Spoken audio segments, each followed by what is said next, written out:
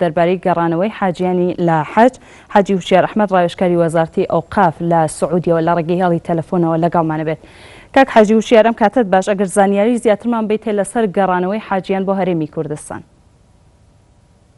ئەو کاتە باش، زۆر سوپاس بۆ ئەو پەیوەندیە من لێتا حەزەکەم ڕاتەو خۆ لە عەرەبستانی سعودی شاری لۆت حەزەکەم لەکەواتە پێڕابێنم ئەمڕۆ یەکەم ئەو کۆتایی ڕۆژی هاتنی مەراسیمی حاجانی جیهانە بە تایبەتی حاجانی هەرێمی کوردستان.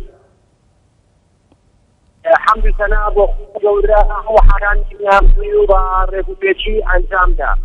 من لێرکانە کۆمەڵانی خەڵکی کوردستان ئاگادارەکەمەوە کە هەموو حاجەکانمان سەلامەت هەموو پرۆسەکە لە ڕۆژی دەستپێکردنی حاجیانمان ڕۆیشتنیان بارەفا دوایە بەرەو زەریفە و منا و سوپاری بەرەو شەیدان هەر هەمیان بەی پرۆسەکانیش ئەنجام بدەن. دوای ئەوەی داهاتنەوەی حاجیان کە ئەمڕۆ دەستی پێکرا وەزیری ئەوقاف و باری ئاینی حەزدایە سازانی نانخوانێک لەسەر جەنابی وەزیری ئەوقاف کاروباری ئاینی وەلێرکاندا من پیرۆزبای لە هەموو خەڵکی کوردستانە کەم کۆ بۆ ئەوەی دڵنیا بن کە حاجەکانمان هەر هەموو سەلامەتن و بۆ گەڕانەوەی حاجیانی هەرێمی کوردستانیش ئینشاءالله لە ڕۆژی 28 مەحان دەستەکرێت بە گەڕانەوەی حاجیانی هەرێمی کوردستان لە ڕێگا هەردوو فڕۆکەخانەی سپێرمانی و هەڵبێت.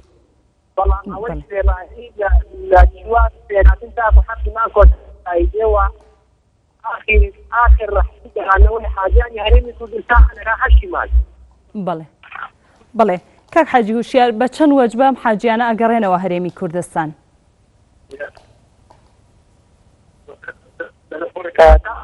حاجیانە بەپێی خشتەی دیاریکراوی کە لە 28 هەرێمی کوردستانی کە دەکرد بە گواستنەوەی حاجیانی خانەی دەوڵەتی هەڵسلێمانی هەمان بە هەمان شێوەی ئەو خشتەیە کە هاتنیان و بە بۆ شێوە ئەگەرێ بە حاجەتیان بەڵام ئەنکاری